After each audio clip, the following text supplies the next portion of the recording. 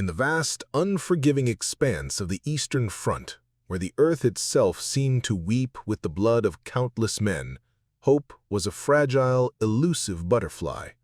It fluttered on the edges of despair, a whisper in the howling wind, a distant dream in the perpetual nightmare of war.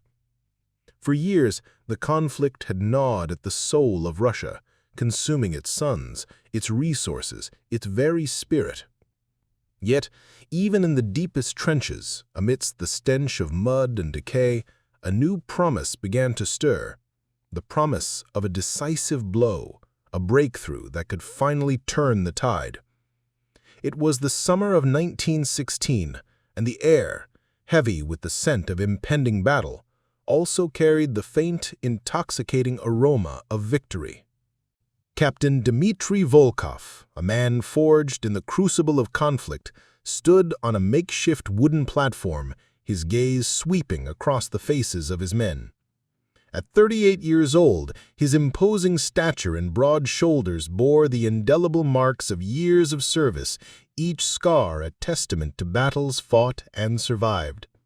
His blue eyes, once alight with youthful idealism, now held the melancholy depths of 1,000 sunrises over ravaged landscapes. Yet beneath the weariness, a flicker of unyielding resolve remained. His voice, though firm, carried a quiet authority that commanded respect, a testament to his innate leadership.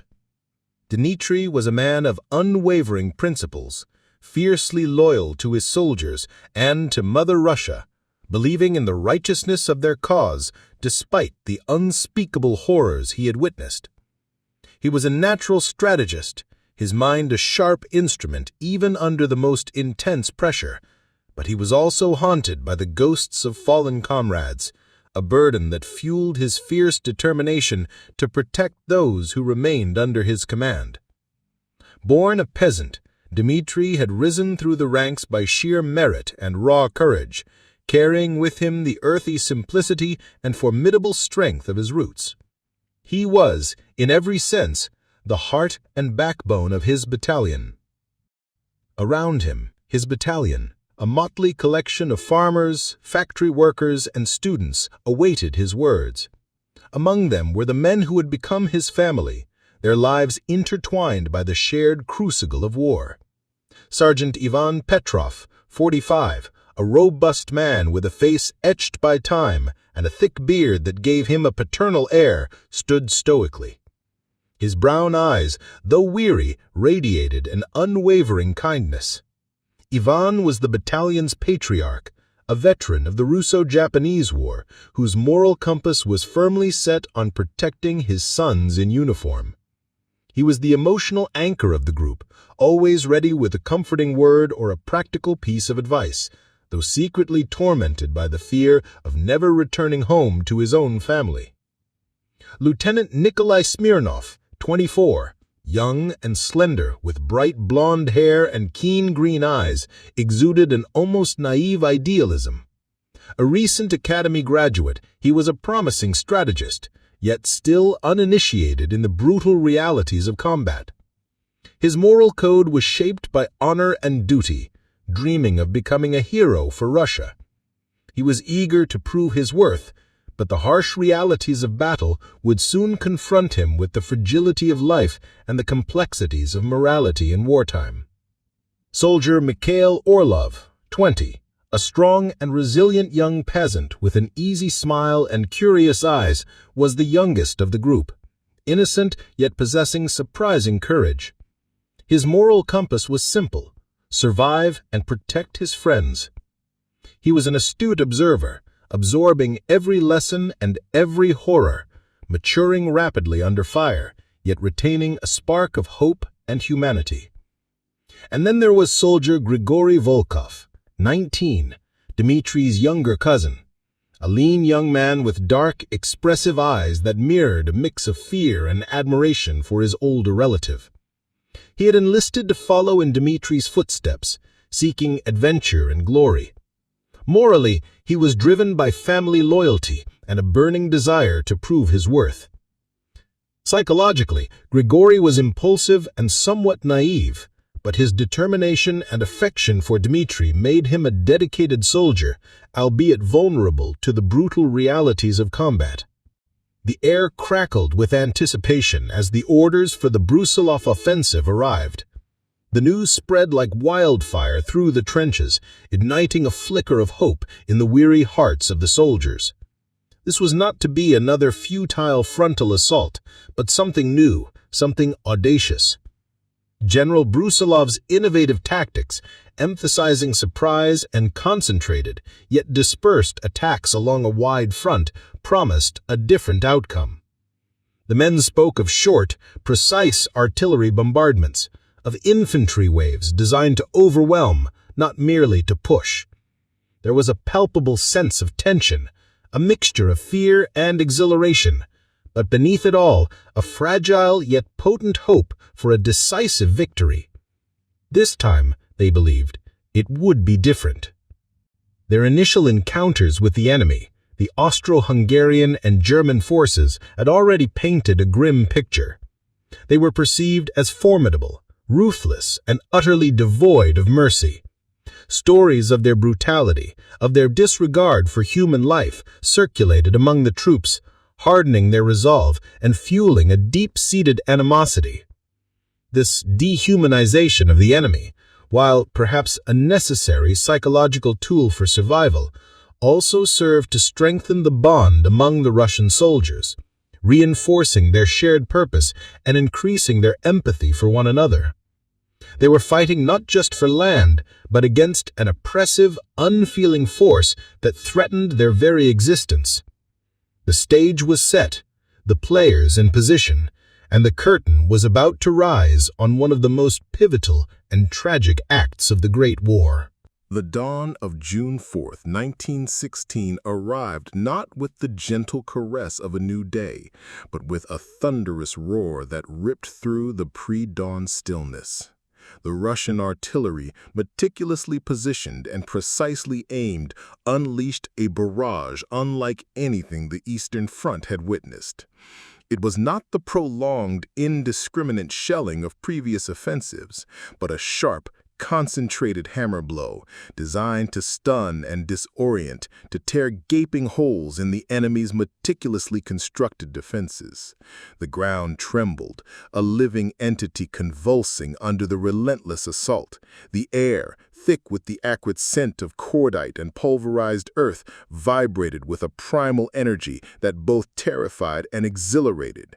Dmitri, his face grim but resolute, watched the spectacle from his forward observation post, the concussive force of each explosion reverberating through his very bones. This was it, the moment of truth.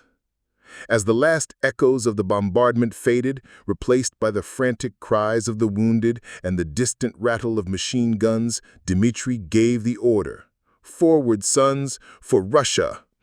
His voice, though strained, carried the weight of their collective destiny.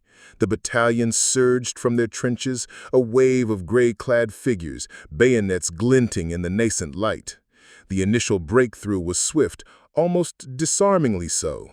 The Austro-Hungarian lines, caught off guard and demoralized by the precision of the Russian artillery, crumbled under the relentless pressure.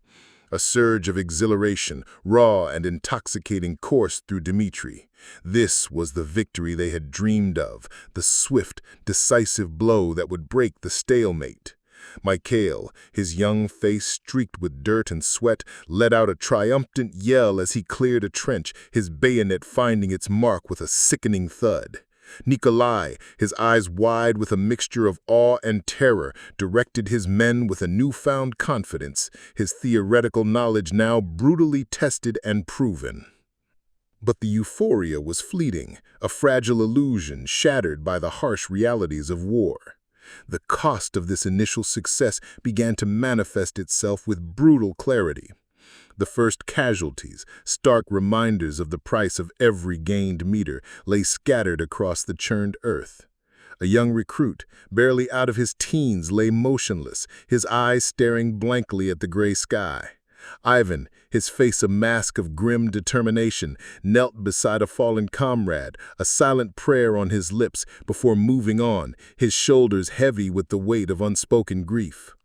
Dmitri felt each loss like a physical blow, a fresh wound on his already scarred soul. He saw the flicker of fear in Grigori's eyes as they passed a mangled body, a stark reminder of the innocence that was rapidly being stripped away from his young cousin. The scent of blood, metallic and cloying, mingled with the lingering smell of gunpowder, a grim perfume of death that clung to everything. The enemy, though initially stunned, was far from broken. Their resistance, when it came, was fierce and unforgiving. They were not merely soldiers, but desperate men fighting for their lives, their homes, their very existence. Dmitri's battalion encountered pockets of stubborn resistance, particularly from German units, whose discipline and training were evident in their brutal counterattacks. In one particularly harrowing encounter, as they pushed through a shattered village, a hidden machine gun nest opened fire, cutting down several men before they could react. The cold, calculated cruelty of the enemy's tactics, their willingness to inflict maximum damage even in retreat, solidified the animosity within the Russian ranks. They were not fighting honorable opponents, but a relentless, faceless force that sought only to destroy. This grim realization, though horrifying, paradoxically strengthened their resolve, binding them together in a shared hatred and a desperate fight for survival.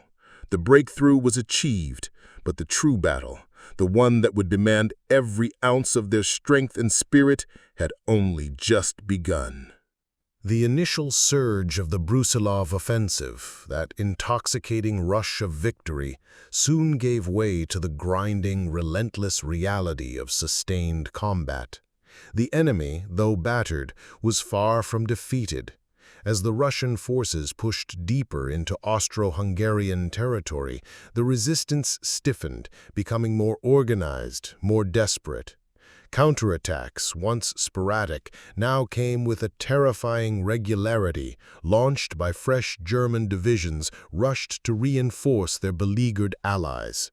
The landscape, once merely scarred, became a grotesque tableau of destruction. A churned, muddy wasteland pockmarked with craters, littered with the debris of battle, and haunted by the silent testimony of the fallen. The air, once thick with the scent of cordite, now carried the pervasive, sickly sweet odor of death and decay. Dmitri's battalion, once a vibrant unit, began to show the strain. The relentless marching, the constant threat of attack, the gnawing hunger and the pervasive cold had begun to take their toll. Sleep became a luxury, snatched in brief, fitful moments amidst the cacophony of distant artillery and the cries of the wounded. The mud, a constant, insidious enemy, clung to their boots, weighing them down, sapping their strength. Their uniforms, once crisp, were now tattered and stained, their faces gaunt and hollow-eyed. Even Mikhail, the young peasant, his easy smile replaced by a grim set to his jaw, moved with a weary determination, his youthful exuberance slowly being eroded by the sheer physical and mental exhaustion. Even Ivan, the stoic sergeant, his usual comforting presence dimmed by the constant strain, found himself struggling to maintain his composure, his eyes reflecting the deep weariness that permeated every fiber of his being. Each day brought new losses, each skirmish a fresh wound on the battalion's dwindling numbers. Moments of heroism born of desperation and unwavering loyalty were interspersed with quiet, heartbreaking sacrifice. A young soldier, barely old enough to shave, threw himself on a grenade to save his comrades. Another, wounded and unable to move, urged his friends to leave him behind, his voice a hoarse whisper in the chaos. Dmitri watched, helpless, as the men he had sworn to protect, the men he had come to love as his own, fell one by one. The weight of command, already heavy, became almost unbearable. He felt the gnawing guilt of survival, the agonizing question of why them and not him. Yet, amidst the despair, the bonds between the remaining men tightened, forged in the crucible of shared suffering.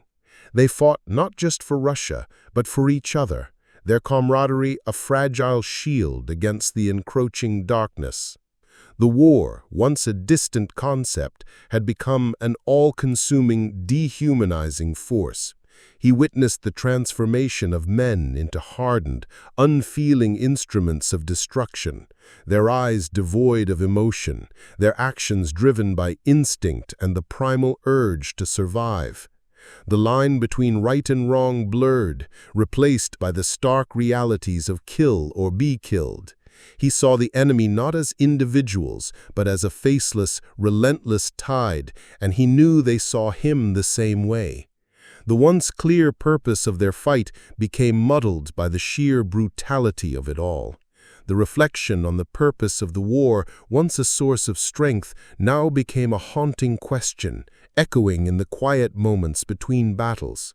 The victory they sought, if it came, would be bought at an unimaginable price, a price that would forever mark the souls of those who survived.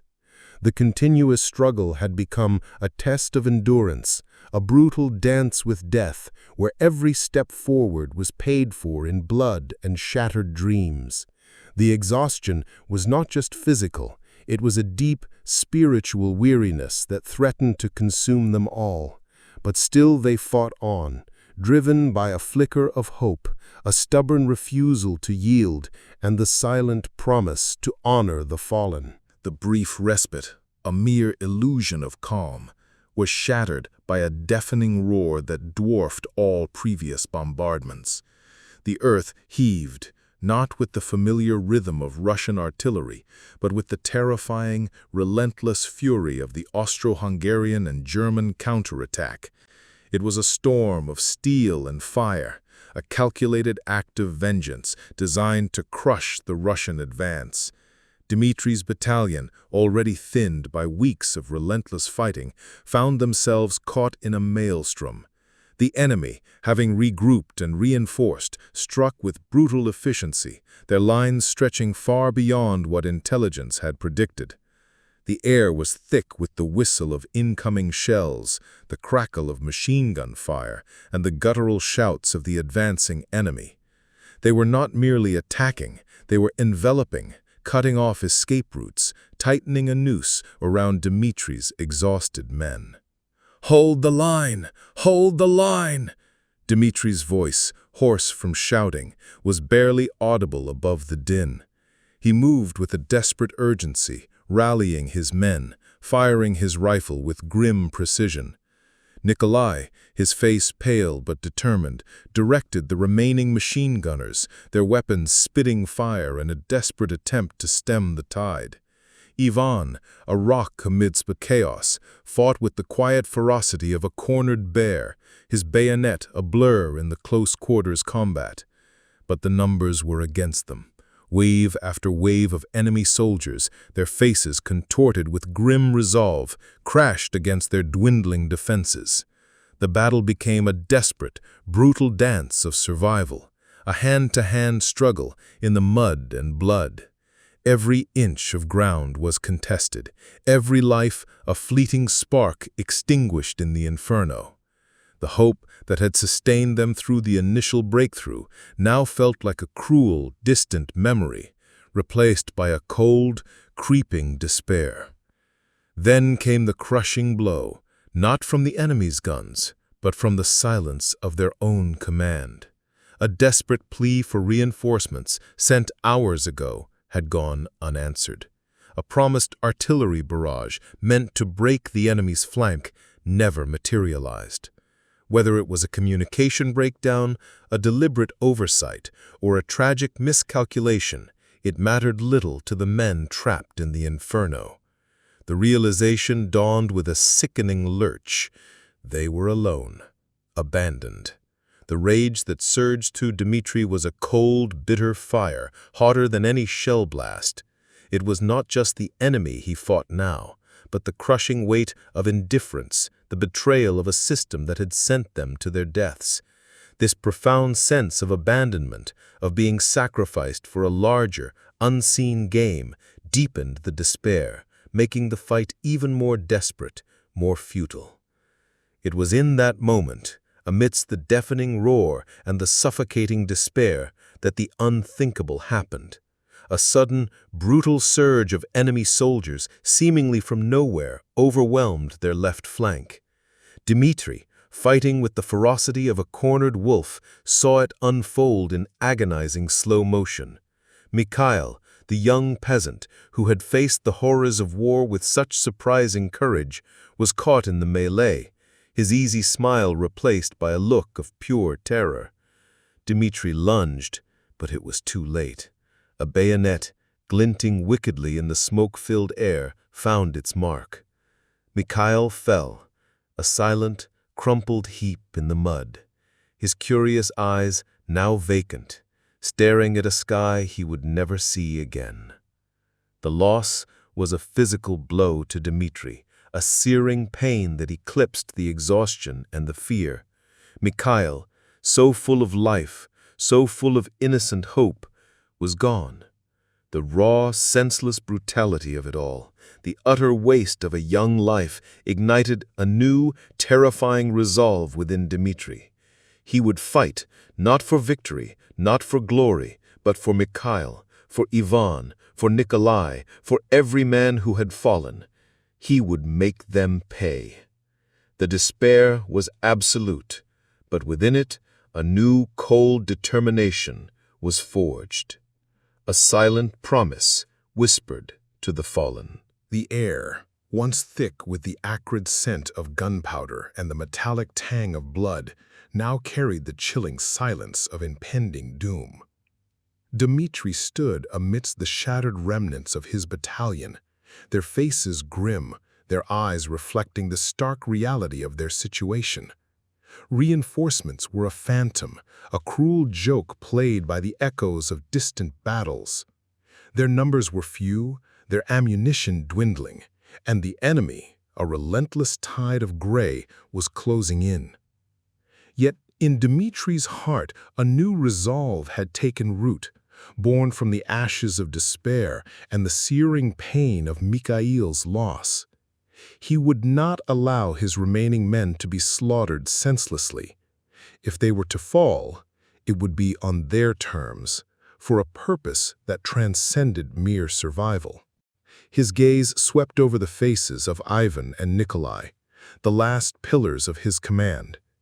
Ivan, his face a roadmap of countless battles, met Dmitri's eyes with a silent understanding, a shared weariness, and an unwavering loyalty.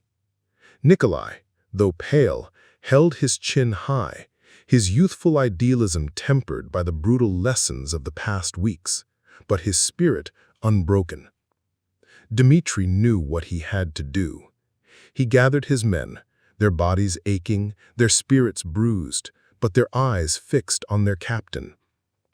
His voice, though quiet, resonated with an authority that cut through the exhaustion. He outlined a desperate plan, a final, concentrated push to secure a strategic ridge, a position that, if held, could buy precious time for a larger retreat, or at least deny the enemy a swift, decisive victory. It was a suicide mission, and they all knew it. But it was a choice, a final act of defiance against an indifferent fate. For Russia, for our fallen brothers, Dmitri's roar, raw and guttural, was met with a chorus of desperate, defiant shouts. They charged, a small, desperate wave against an overwhelming sea. The world dissolved into a maelstrom of sound and fury, the deafening crack of rifles, the piercing shriek of shrapnel, the guttural cries of men locked in a primal struggle. Dmitri fought with a ferocity he hadn't known he possessed, each swing of his bayonet fueled by grief and a burning desire for vengeance. He saw Ivan fall, a silent, heavy collapse, his paternal eyes wide with a final, unspoken farewell. A wave of agony ripped through Dmitri, but there was no time for grief. Mikhail, fighting beside him, a whirlwind of youthful fury, took down 3 enemy soldiers before a German bullet found its mark, silencing his idealistic dreams forever. Grigory, his young face contorted in a mask of grim determination, fought like a demon, protecting Dmitri's flank until he, too, was overwhelmed. His last breath a whispered, "Dmitri." The ridge was taken, but at an unspeakable cost. Dmitri, the last man standing, his body riddled with wounds, his uniform soaked in blood, collapsed onto the muddy ground. He looked up at the gray, indifferent sky, the sounds of battle fading into a distant hum. He had held the line. He had bought them time. He had protected his men, even in death. A faint smile touched his lips, a fleeting moment of peace amidst the pain.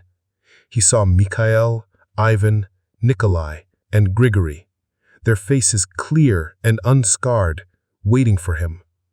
The cold embrace of the earth welcomed him, a final, eternal rest. The Brusilov Offensive would be remembered as a Russian victory, a strategic triumph, but for Dmitri Volkov and his battalion, it was the ultimate sacrifice, a testament to courage, loyalty, and the enduring, tragic cost of war. The roar of battle, once a deafening symphony of destruction, had faded into a haunting silence. The Brusilov Offensive, a name that would forever be etched in the annals of military history, was declared a resounding Russian victory. The news spread like wildfire, igniting celebrations in Petrograd and bringing a fleeting sense of triumph to a nation weary of war. Yet, on the blood-soaked fields of Galicia, where the earth still trembled with the memory of explosions, the victory tasted bitter, metallic, like the very blood that had fertilized the soil. The landscape, once vibrant with life, was now a desolate canvas of churned earth, shattered trees, and the grim, silent testament of countless fallen men. The air, once thick with the acrid scent of cordite, now carried the pervasive, sickly sweet odor of death and decay, a constant reminder of the immense price paid. Among the survivors, a legend began to whisper through the ranks, the tale of Captain Dmitri Volkov and his battalion. Their last stand, their desperate, defiant sacrifice on that strategic ridge became a beacon of courage, a story told in hushed tones around flickering campfires. They had held the line. They had bought precious time, and their unwavering resolve had allowed others to retreat, to survive, to continue the fight. Their names, once mere entries on a regimental roster, became synonymous with heroism, their sacrifice a stark reminder of the true cost of every inch of gained territory. The victory, while celebrated in the distant halls of power, was understood here, on the ground, as a testament to the indomitable spirit of men like Dmitri, Ivan, Nikolai, Mikhail, and Grigory. Men who had given everything for a cause that often seemed to demand more than they had to give. As the seasons turned and the scars on the land slowly began to heal, the memory of the Brusilov Offensive and the men who fought and died there endured. It was a stark, poignant reminder of the brutal realities of war, a testament to the resilience of the human spirit in the face of unimaginable adversity, and a somber reflection on the enduring legacy of sacrifice. The wind, whispering through the skeletal remains of shattered trees, seemed to carry their names, a mournful lullaby for the fallen. Their individual stories, woven into the larger tapestry of history, served as a powerful testament to the profound impact of ordinary men caught in extraordinary circumstances. Their courage, their loyalty, their ultimate sacrifice echoed through the generations, a timeless reminder of the human cost of conflict. And so, as the sun set over the quiet fields of Galicia, casting long, mournful shadows, One could almost hear the silent promise of peace, a peace bought at an immeasurable price, a peace that demanded to be remembered, cherished, and protected. For in the quiet reflection of their sacrifice lies the truest understanding of humanity's enduring struggle for a world free from the echoes of war.